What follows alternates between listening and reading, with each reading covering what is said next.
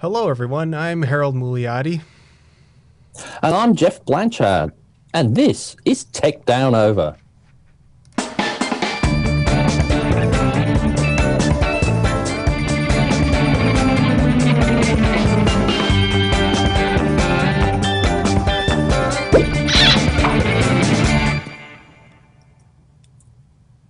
I do like that intro, Harold. You both did a great job on that. I didn't notice until watching it again. Wasn't taking much notice, but Rick's got his camera in his hand. Yeah, he's got a camera on the surfboard. Gave you and a I've got microphone. Yep. And what did you do to do that? Was that through? Did you do After Effects? Was that you did all that through? Yeah, I did After Effects. Basically, I actually just took clips from the show, and I used After Effects' roto brush to cut your guys' heads out, and then I put it on I took these photos of surfer guys, and then I actually used a displacement map animation to make their arms and legs wiggle around a little bit, just to give it a little more. I did also notice we both had our headsets on as well. So yeah, we both had the headsets on. Well, I better just explain as well. So Harold's not Rick. Rick couldn't make it today. He had other engagements. So we said, well, we won't stop the show. We'll just have Harold doing it instead. So we should really have included, Tech Down Over, have Harold zooming through on a jet ski or something, knocking us off or something like that. Yeah. so just in the times when you do take over. So what's been happening this week in the tech world as far as you're concerned, Harold? Anything exciting? Well, so this week we on our Relate website, we just put out an article about the focus tests that we did with our with the 4 different cameras: our Sony A9, our GH5, our NX80, and our XF405. And I just kind of went through and compared the different compared them on a few different scales. I talked about, because in each of these we did a few different tests. One was our distance, or sort of our distance test, where we were trying to figure out how small Rick could be in the shot before the autofocus would stop holding him. And we also did a test for the autofocus detection area, how much of the frame the autofocus will track faces. And then we also did a test on how easily the autofocus is distracted. Because primarily we did that because of the GH5 firmware update, because it was having a lot of issues initially when the camera was released. It had a lot of issues with the focus getting distracted or wobbling in a really conspicuous way. Well, I noticed with my FZ1000, that's the Panasonic as well, that sort of does do the same sort of thing, but it's more on action shots. But still, there's something clearly that you're looking at, like they say, maybe blue sky, and you're following something that's moving, but that's the only thing that's in the blue sky. But you can still feel it trying to grab on something different, where it shouldn't do that as much. But I believe with the GH5, at least they've improved it a little bit. It's not perfect, not as, by the looks of your test, it's definitely not as good as the Sony's autofocus. Would you say that's correct? Yeah, I would say so. It's definitely a lot better, and depending on how much that the wobbliness bugs you, then it's definitely manageable. Like once it'll if there are things around that distract it, like when we were doing the hand test with Rick, then it was sort of his hands distracted it a little bit at first, but after 1 or 2 seconds, then it was just locked onto his face and was totally fine. And I think the focusing mechanism on the GH5 and the FZ1000 they just kind of it'll have to do that a little bit since they do depth by defocus, which is that they as Rick was explaining it to me, I don't know if I'm going to explain it quite right, but it kind of the focal plane goes out a little further than it should, and it kind of inches its way back to the subject, and that's supposed to be a very accurate focus, but it does have that very characteristic. I don't know if I necessarily say it's a bad thing. You know, some people might not mind it as much or even like it, but it's got a characteristic pattern to how it focuses.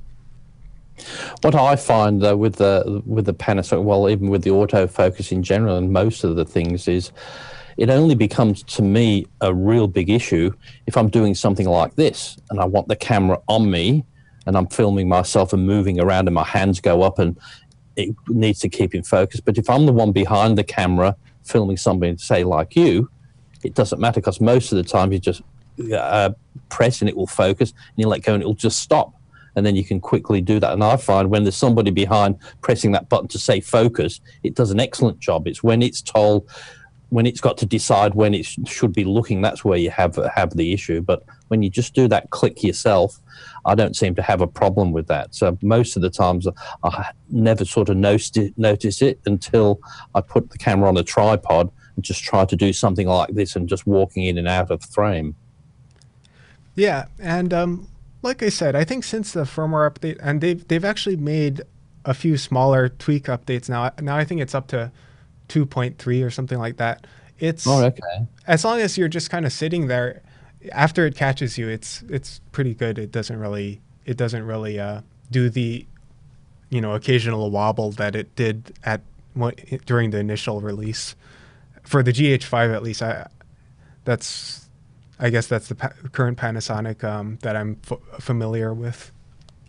Well, what I still don't understand with a lot of the cameras is with each iteration of the cameras, they say they might have, say, 50 focus points, 100 focus points, 250 focus points, and they just get more and more. And what I don't understand is if they've got all those focus points, why isn't it picking up things all over the place? I'm thinking why it should be probably searching and hunting. How does it know to just switch them all off? I know probably just a silly thing that they said, of course, once you do it, it will focus in on that. But if you've got so many points, to me, I think there's the chance that one of those points could pick up something you don't want to focus on. Yeah, I think that is probably true to some extent, but most cameras will have the tracking speed and tracking sensitivity settings where you can set basically how susceptible it is to changing subjects once it's locked onto something. And I know at least for my 5 DSR, yeah, it has for each it has a scale of -2 to 2 or something like that. So I usually just set mine to 0 if I'm not exactly sure what I'm going to be shooting. And I think one of them, I can't remember which one it was. Was it the Sony or the Panasonic that was talking about that when you did the focusing, then all those points would say where it's picking up the focus from, which point. But once you started recording, you never saw that again. But I think they've changed the firmware so it does that while you're recording now, so you can see what it's focusing on. So if there is a bit of an issue, like sometimes you don't see a particular tree branch in the corner of the shot that it's always focusing on while you're recording, but at least that will help you do that. I think it was the Sony that they did that from the A7R Mark II to the Mark III. I think they made it a permanent thing so you could see all the focus points even when you're recording.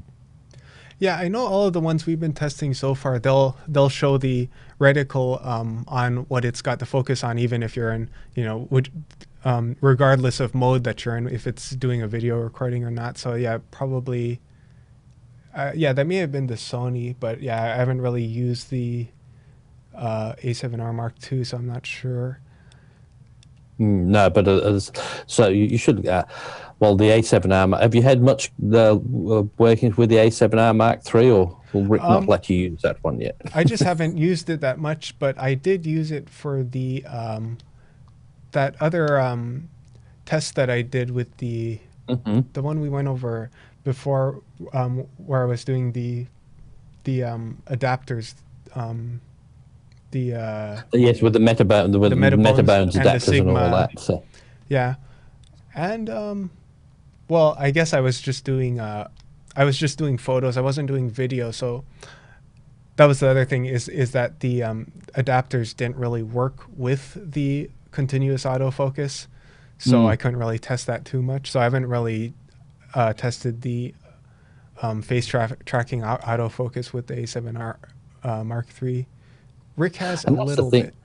So, and that's the thing is with the newer cameras and that, like I think I was saying the other week, with the lenses that you do adapt to them, they've all got these designed that they're really made to work with their native lenses. And yes, you might use your piece of glass that you've got that you've spent a decent amount of money on, but to get all the features of the camera, you're best to buy their matching lens.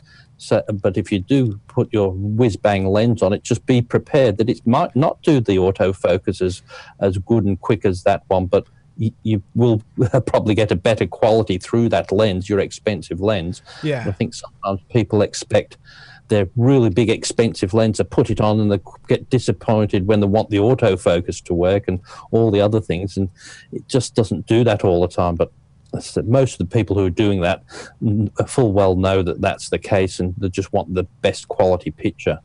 And the other thing about autofocus that I guess I didn't really talk about in the article is that the cameras, the different brands seem to have different ways that they distribute the autofocus points. Like Canon usually does a sort of cross-shaped distribution where they'll have points going, vertically from the middle and then horizontally from the middle. And I think Sony does kind of an even distribution. I'm not totally sure. I'm not sure what Panasonic does for their like how they distribute their autofocus points. Yeah, I'm just not too sure how, because the camera I'm filming on now, using as a webcam, is a Panasonic HD, one of their first HD cameras, just a video camera, and that's got the auto. And I never had a problem with that, and it just amazes me sometimes how some of the older technology was working really well. Like this has got a little, what is it, about 3.5 centimeter LCD flip out viewfinder, and it's the only camera I possess that I can go out in direct sunlight and still see the image on that LCD viewfinder. Out in with my Canon, which is a lot later, which has got a much bigger screen and it says it's brighter, I just can't see it as well. But this one, the older one, works really well. So I always wonder, with the upgrade of technology, things get better and better. But then some things, you go back to this camera, this must be, I would say, getting on to 8 years old now, this camera, one of the first HD ones. It's sometimes got some of the better features than some of the later ones. Apart from the quality, it's HD, and when I now look at my 4K quality from the later cameras, some of my footage I've got in HD just doesn't look like it's going to make the cut anymore for me. But anyway, things change. It gives you an excuse to go out and film things again, I suppose. Yeah, I do think about that too, and I suspect that part of the reason is maybe because, like your webcam that you're using, for example, because it's got a very specific application, right? So they've got sort of one sort of shot, and one, this distance from the subject is something that they can design for really specifically. Whereas I think now with cameras, they've been trying to do more and more with cameras, make them more versatile than they were before. Like I'm just thinking about cameras like the GH5 that are really, it's a good photo camera and it's a good video camera, and cameras nowadays they can do photo, video, they can do the SNQ, they can do slow-mo and time lapse, and they can shoot at different resolutions, and I just wonder if that gives them more room for errors to happen or something when they're doing their firmware and just programming their chips and sensors and all that. I'm not sure. And also, what used to happen when the earlier cameras and that, they used to be more expensive, but they had more features in them. And so that's how and then they've found out, of course, that probably 80% of the features that they put in most things, people only use 20% of them, but you're paying for that. But now and that's why there's quite a variety. They've taken that, just put what people want in a camera. Right. And if you and I want something different, we buy the next model because it's got those extra features and that in there. Whereas in these ones, they tended to just do everything. And I was saying to Rick one time about the video cameras with the focusing. I remember when the video cameras came out with Sanyo came out with this fantastic thing called fuzzy logic. So instead of so it would focus, put everything in focus, so it wouldn't have that blurred type background. And I thought, now people kill to get that, weren't they? To have me in focus and everything blurred in the background, but it went out of its way to wherever you shot, and no matter what you did, everything would be in focus. And I thought, so people don't want that. I guess what people want from cameras is it changes too, and it's not necessarily only that, you know, in advances in technology, but just also the aesthetic of what people are shooting changes. So I guess the cameras have to change to reflect that too. And I remember they used to also as well, you'd get a better lens and that for your camera to stop these sun flares on there. And now what people do, they pay extra to have these sun flares put into their shots because they want to have it. But hey, times change. Yeah, and the thing you were saying about buying different generations of cameras, it just reminds me of the thing that Rick says a lot. You know, that they get you like that. You buy a camera and then you see what's coming out in the next generation. Well, that has even more of the features I wanted, and it's just.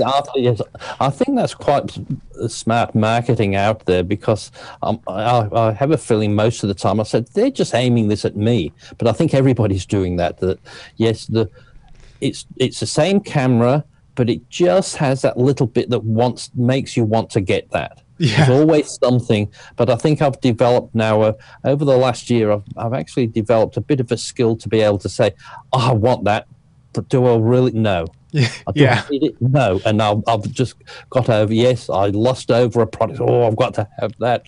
But now I say, hey, after I've edited a week, no, there'll be something else coming. I'll wait until the next one. And like always, you wait for something else. And if you wait too long, then you say, well, I better not get it now because there'll be something even newer next week. It's a never-ending cycle, but that's what keeps the electronics business going, I suppose. If it didn't, we would have issued everything and everybody would have bought everything and nobody will be manufacturing anything else, I suppose. Yeah, I'm like that too. I'll tell you that the 5DSR is probably going to stay with me for a very long time, and you know, I'll know it well in and out. That's how I was with my last camera. Well, the good thing with you got a camera like that 5DSR, it's one of those top quality, top brand things. Yeah, it's definitely. And no matter what comes out, no matter what technology happens, it's still a top end camera. It's not. They said they might bring out 100 megapixels. It doesn't matter. It's still going to take the top glass. It's a top end professional type camera. It is. It's just whether you want the other thing. So it will last. It's not like some of the cheap cameras that, oh, you can't do this if you do. Oh no, you must have this because it won't take this or it won't do that. It's one of those standards that, you know, I think it's designed for you to keep for at least 15, 20 years. I think it would be. Oh, I on the way here, driving to our office here. I realized that one of our roads near here is called Blanchard Road. I just thought it'd be funny. Blanchard Road. Yes, I was gonna. Zanardi Drive. I keep meaning to take a picture of the sign as you know, we're going by it, but I keep forgetting. I'll get one for you. Well, I'll if I ever move there, I'll have to buy a house in Blanchard Drive. Is it an area where you'd want to live? Oh, it's a nice area. It's a farming area. That's good. Yeah. I noticed around there used to be some people had horses in their backyards around in the Camarillo area, and Oh it's yeah. usually very hard to see that round here. People usually have to have bigger plots of land, but I saw around there that some people have a decent block, but they have a horse and a stable in the backyard, which is very unusual around there. Hmm. Yeah. Well, there are a good number of big land plots that people live around here since it's a farming area, and yeah, it's y- I don't see horses around too much. Actually, I think people take them more out walking on hiking trails and that sort of thing. When I go hiking, then I see people on horses. Well, that's sometimes. right. Yes, the same thing here. Is suburbia's got a bit much to have the horse round going around the place. More people we see these days is everybody with cameras, and I quite often I always like to see going around and see what cameras are people carrying, and you just see and it used to be all. Remember, it was either Canon and Nikon or Nikon, as you say. Yeah. So, but it used to be one or the other, and you say which camper are they in. But it's becoming harder and harder because there's so many. It's either are they Canon, Nikon, Sony, Panasonic, Yeah. Fuji, because there's some Olympus. But there's so many out there. Whereas, as I said before, there was just that Canon and Nikon. So those two companies must be suffering a bit because I don't think there's more and more people coming because yes, there might have been years ago when all of a sudden everybody got into photography when the digital photography got to the stage where it was really good. I actually came across in the cupboard the other day a roll of 35mm film. And now I'm in a dilemma. Is it exposed? Well, is it? Have I taken pictures with it, or is it a blank reel? And so, do I get it processed and find out it's a waste of money because it was just a brand new roll, or was it something I just forgot to get exposed? So, I just don't know what to do. I thought, well, I didn't know about it this long. I think I'll just leave it in the cupboard and forget about it. Just leave it.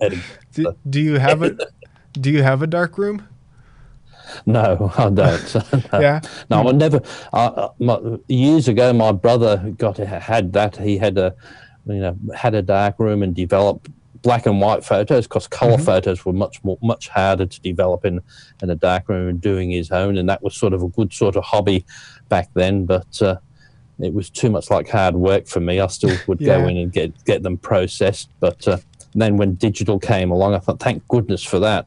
Don't have to do that. But it did take a while for the digital to take off. I remember in the early days of digital, they had the nice, lovely cameras, but the quality of the pictures were pretty much woeful for what they had, because you'd have a camera that would do what about one of the first Sony digital cameras and I think Rick had one of these, the Sony Mavica, and that took a 1.44 megabyte floppy disk. And one of those 1.44 megabyte floppy disks would take 100 pictures. Oh, so the resolution. So you can see the quality. Now, can you imagine if that was there and you wanted to take one of your 5 DSL, what's your 50 megabyte pictures, and if it said okay, you'd be inserting how many 1.44 megabyte discs is that? Yeah, I'll just be putting the floppy disk in and taking it out, numbering it number 1, number 2.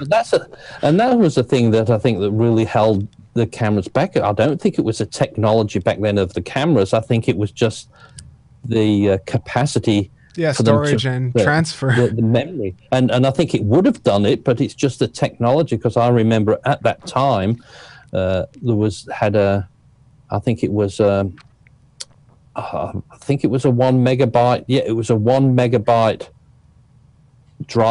stick, a 1 megabyte, because when they had a 1.44 megabyte flop, this was a not 1 megabyte, 1 gigabyte, I think it was. Yeah, 1 gigabyte stick, and that was, they said, if there was to sell that, it was going to cost $80,000. And that was the technology was there, and said, but that's what they've developed, this thing that does that. And it said, but they can't bring it out because nobody will buy it. It's that. But can you imagine that now? You cannot.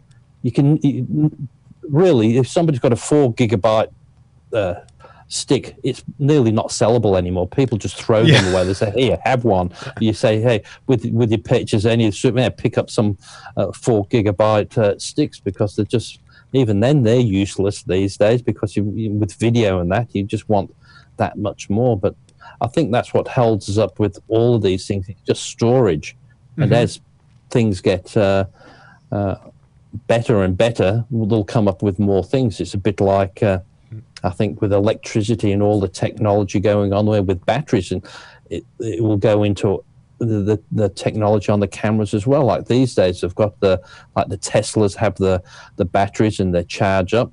One of the big, and I think they sell a package there is what is it, the emergency kit. So when the earthquake knocks out all the power, you've got a Tesla backup battery that does that. But with the solar panels, will charge up. But the only thing holding that back, you might get a few hours out of it, I think, or 8 hours. But when the technology gets to the stage where you can charge it up and get 3 weeks worth of power off a full charge, that will make the difference. And then that sort of technology, hopefully, will go into the cameras, and so they'll have small, what they have batteries now, but you'll be able to get days worth of recording out of things, or do so much more with them without changing batteries.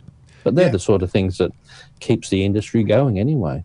And I think the thing with power storage in particular, it sort of raises another issue where because nowadays sometimes if you get a bad battery, then it can explode and cause a fire. But if you had, say, 10, 20 times as much energy stored inside something of the same size, and the same thing happened, then that could be significantly worse, I guess. So there's probably some concern of how do we get all that energy into a battery, but have it be safe for any random Joe walking down the street to handle in his phone. I suppose that's the same like with normal electricity, with the coal-fired power stations or the nuclear energy power stations. It's much more efficient than nuclear, but hey, if a coal-fired power station blows up, it causes a slight problem. They don't have any power. But if the nuclear one, there's a big problem with that. So I suppose it's the similar sort of one on different scale. But you're quite right. You pierce the battery on one of these lithium batteries, and like you saw what happened to a phone when it does that. That's where you give somebody that in their house, and somebody accidentally hits that, and the whole house blows up. But you said if you've got a battery that will last you 3 weeks. So as I said, with technology, but that's what slows things down. Like people get a bit annoyed with the technology. Oh, they should be able to do this. Well, most of the times that they can do, but it was so volatile. Like you said, you could do that, but don't touch this, don't do that. And it will throw you off. I remember just things like other technology, like some of these virtual reality projectors and that's doing things. Like years ago, you'd have these projectors, and all you'd have to do is if you touch the camera that was doing, filming you, that put the calibration out, and it would take them 3 weeks or something to set everything back up. But now you've got these ones where you can do it in real time, and it doesn't matter. You just set it up, and it does a darn good job. But as I said, the technology was there, but years ago it took a group of engineers to do that, to precisely set it. And as I said, it was that toucher that if somebody just touched the camera, it would put it off, put it out of sync. But it's just amazing how technology just keeps getting better and better. And we're just thinking what's going to come out of it. Things like the electric car there. People say self-driving cars, that will never happen. So, well, can you think back to about 110 years ago? What were cars doing then? Absolutely nothing, weren't they? I think, was it there? Or just starting. But I said, you can imagine in another 50 years, just driving around as we do these days, that seems a bit silly, doesn't it? So, and I'm not afraid of automated cars. I'm just afraid of the humans that won't be doing the automated, because when all the cars are doing the right thing, that's not a problem. It's when you mix automatic cars with normal people, because we're impatient, and I just don't know how the technology for a self-driving car could, like what they said, one of the big problems in this country, we have a lot of roundabouts. So when you come to a four-stage intersection, there's a roundabout. People go around it easy.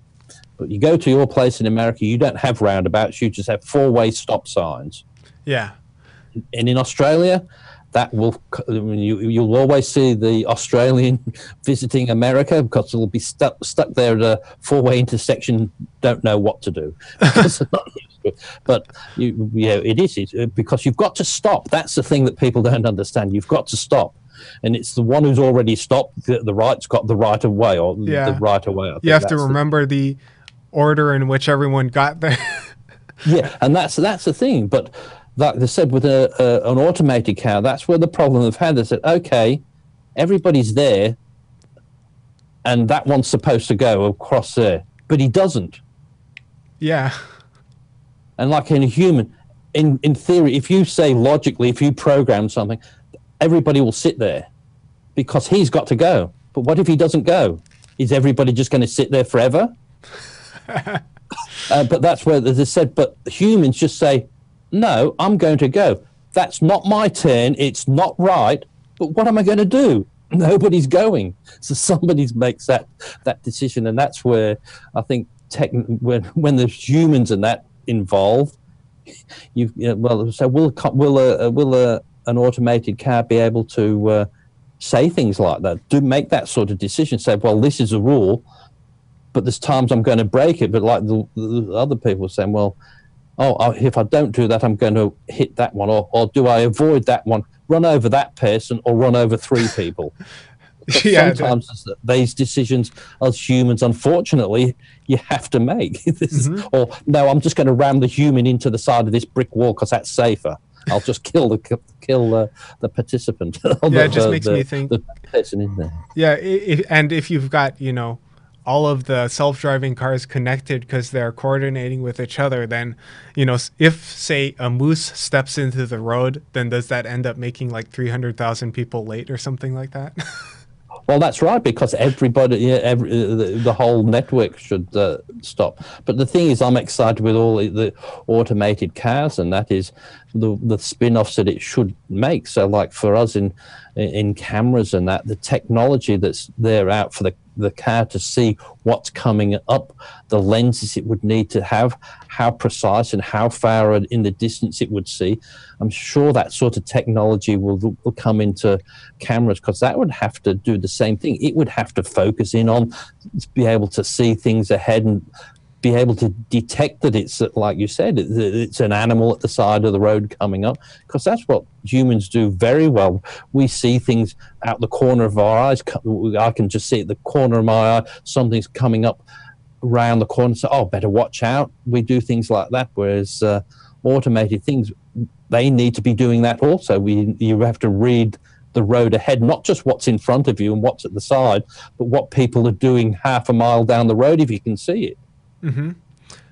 So hopefully that will go into the technology that we're interested in as well. So yeah, although the thing that I predict will be kind of a big barrier to the self-driving cars is, I feel like people trust themselves more than something else controlling where they're going, even if they are more likely to get hurt. Because it makes me think of airplanes where there's so many people that are afraid of flying because they think they're going to crash, whereas they'll drive every day themselves and have no problem. Right. And it's one of them is way more likely to kill you, and it's not the airplane. And that's what they're saying. Like now, is they're saying a lot of the skill in flying is gone away, because most of these planes these days take off themselves, they land themselves. It's just there's a human there just to do minor things if it needs to do it. But that's where the same with automated cars, and people are worried about them, is that a lot of the accidents I've had on planes over the years, it's been because the humans taken over the automated system and thought they knew better. Yeah. But they didn't. and we're fighting against the automated system, and they've caused a problem because the plane's trying to say, no, do this, and they've said, no, I know better. And they said, that's the sort of thing. Sometimes you just don't know, but we live, like, there's a good example with planes. As I said, we're scared to death of them sometimes, but we don't mind jumping in the cab, because if we're going to kill ourselves, it's yourself that's done it. You think you're better than everything else. You're not going to have that. But as I said, you look at all these different things. It's there's danger in everything we do. Like, hey, here I could get. You never know if something happens. All things could electrocute you, but you don't worry about that, do you? But in other places, you do. Mm-hmm. Yeah, and I also wonder, as the thing I wonder about cameras is, as smartphones get more and more able to pretty much give, sort of average people their whatever they need as far as photography and taking videos and stuff like that. I think we're probably seeing fewer people buying, actual cameras that are not phones, and I just wonder. How does that change the perception of what people think when they see someone with a camera? Do they think, that person must be, some sort of professional photographer, or do they think, oh, that person's a creeper because they've got a camera with a big lens, and big lenses are scary? Well, that does get me too. That if I've got my normal camera out and I'll take a picture at, say, LAX, or people checking in, I get told off. You can't do that, sir. I'm sorry, cameras are not allowed. But if I was taking the same picture with my iPhone, nobody will. Yeah. Nobody say any different, and I'm just the image will be just. I can get just the wrong sort of image. Might not be as nice as my camera, but it still is the same sort of thing. But nobody bothers. You don't get into trouble for that. But you do with just have a proper camera out, you get into trouble. And it's not like they don't know what you're doing, because I think now everyone knows what it is when you're, you've got your phone. And you're taking a picture. Yeah. But it just seems such a strange difference. But to me, I don't know about you, but even with cell phones, they've got great cameras and it's always there. But I still never think about them to take a proper picture. Yeah, I'll take a picture of something like, oh, I'll just do that. That's a note on the board. I'll take a picture of that, so I've got it there. But I don't say, oh, that looks like a lovely landscape. I'll take a picture. Yeah. I don't know why, but because sometimes you could say, well, you've got nothing there, but I still don't think I've got a camera with me and say, oh, I'll take that out and just take a picture. I never think about that. But when I've got my normal camera, I'll take a picture of that. Don't know about you, but yeah, I think I'm pretty much the same way. I use my phone mainly for taking pictures of like documents and that sort of thing. But I mean, otherwise, I'd rather have a proper camera. And but like that thing you said about the airport, that goes with what I was saying, where I think now people don't expect you to have a proper camera when you're taking just a picture to take a picture. They think, well, you're doing something with it, either it's for, maybe you're putting it in a newspaper article or something, or you're, as they might have thought, you're casing the place because you want to see where in the airport to place all of the explosives, right?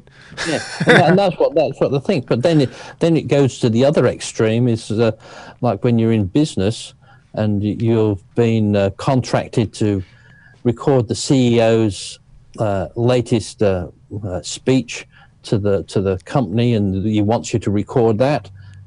You can't go into his office to do a recording and just put an iPhone on a tripod. You can't even just put a cheap. You've got to have the latest 4K camera with a decent one with decent lens to look the part, even though something like much smaller, much cheaper would do the job. But people just won't respect. So, who's this cowboy? if you haven't got the right camera, and it goes the other way with that. Is well, I'm paying for you to do a video of me. You should have at least invested in the top equipment. Doesn't matter that the quality will be exactly the same for that. But it's the same thing. Like I do like 4K quality, but it's just become, if you haven't got a 4K camera, well, you call yourself a professional? It's sort of, hey, it doesn't matter, but it's the way people's minds work sometimes. Yeah, and I was thinking about that because I was noticing, when we're testing our different cameras, that when you look at just the camera body itself, it's not big. It's actually, nowadays, the camera bodies themselves are not that much bigger than, say, a phone or something. But, I think they still make the things like the battery grips and the lens. I mean, the lenses have to be big because of the optics, but, the battery grips, they usually make them pretty big and bulky. Even, I feel like they actually could make them smaller because the batteries themselves are not that big anymore either. And I think they just give you a little bit more to give you some bulk so that it looks like a proper camera, looks and feels like a proper camera. Because the thing is with the, I think as well, it's the marketplace. People like to see these cute little small cameras, but there's really no need for them, really, because if anybody wants a decent thing, you stick a big lens on it, so that small body doesn't make any difference. It could be a little bit bigger, and that's why these hand grips do that. They make it bigger, easier to handle, and the people who are using it don't mind. Like, hey, if you've got this big lens on this small it's still an inconvenience to carry no matter what. So it doesn't matter if that body was probably twice as big. It actually makes it better because you can hold the body steadier. With those smaller ones, that's why they have to have the in-body stabilization, because you will move it a bit. When you've got a bit more solid thing, it just doesn't move as much. But yeah, and also I think there's kind of a sweet spot for that the size of the body shouldn't go below, because you've got to have the buttons in a convenient place for your fingers. That's right. And if it's too small, then they'll just be too close together, and you'll just start pushing multiple buttons at a time. And I'm kind of, I don't know why, I don't really have big fingers, but I tend to fat finger things and just mash multiple buttons on things at a time. And a lot of it, I think, is just that things are getting smaller, really. And that's exactly right. When they are small, no matter how good you are, you think you've moved over. But if they're that close, it will be sometimes you'll get the wrong button. Then you take your eye off of what you're doing. Oh, that's right, I'm in the right position.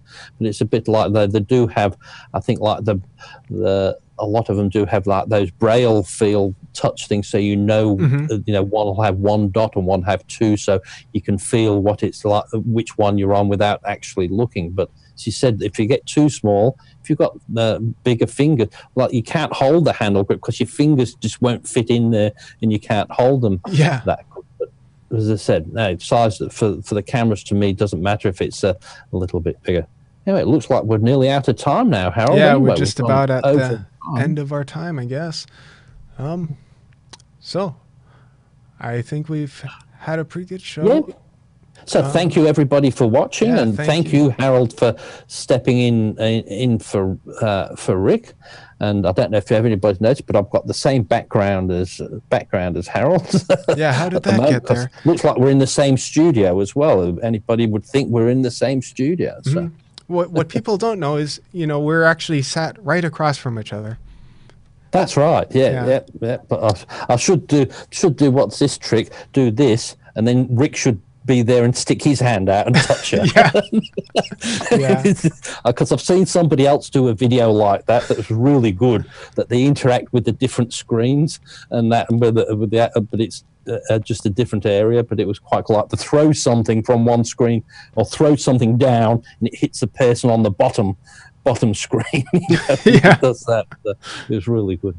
Yeah. Anyway, thank you for watching, and we'll catch you all next week. All right. Bye, everyone. Bye for now.